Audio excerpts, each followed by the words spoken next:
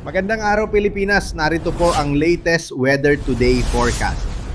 Update muna sa LPA na nasa loob ng ating area of responsibility. Huling nakita yan sa layong 540 kilometers. Silangan ho ng Hinatuan, Surigao del Sur. At sa kasalukuyang ng trough nito, nagdudulot na po ng mga pagulan sa silangang bahagi ng Visayas at Mindanao.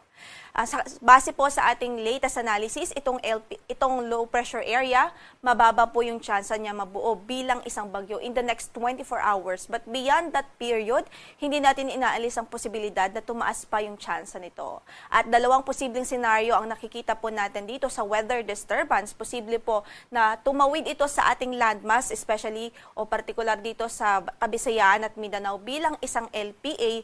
At hindi rin naman natin inaalis ang tsansa na mabuo ito bilang bagyo bago pa man ito tumawid ng ating landmass. But either way, inaasahan pa rin po natin na magdudulot ito ng significant rainfall at malakas na mga pagulan sa malaking bahagi ng Visayas, Mindanao at ilang bahagi ng Southern Luzon by weekend. Kaya pinag-aantabay natin ng ating mga kababayan sa magiging update ng Pag-asa ukol nga po dito sa weather disturbance.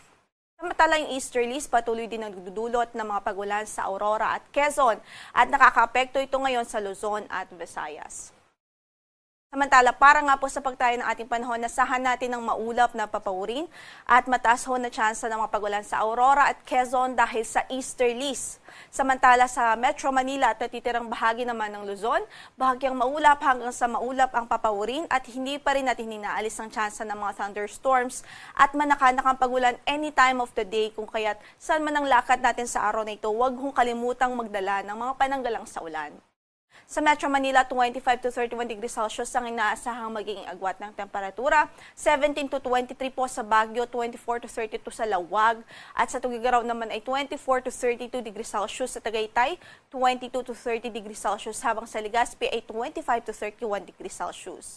Sa Eastern Visayas, Caraga Region at Davao Oriental, mataas din ang tsansa ng mga pag-ulan sa araw na ito at maulap ang papawirin dahil nga po sa trough ng LPA na nasa loob ng ating area of responsibility. Sa natitirang bahagi naman ng Visayas at Mindanao, asahan natin ang bahagyang maulap hanggang sa maulap na papawirin at nariyan din ang mga isolated thunderstorms anytime of the day. Sa Tacloban, 25 to 30 degrees Celsius ang inaasahang magiging agwat ng temperatura. Sa Iloilo ay 24 to 31 degrees Celsius. Sa Kalayaan Islands, 26 to 31 degrees Celsius. 25 to 32 sa Puerto Princesa City. At sa Zamboanga ay 24 to 33 degrees Celsius. Sa Cagayan de Oro, 24 to 32. At sa Davao City ay 25 to 32 degrees Celsius. Wala rin ho tayong gale warning ngayon na nakataasan mang bahagi ng ating mga baybaying dagat, banayad hanggang sa katamtaman ang magiging kondisyon at pag-alon ng ating karagatan sa buong kapuluan.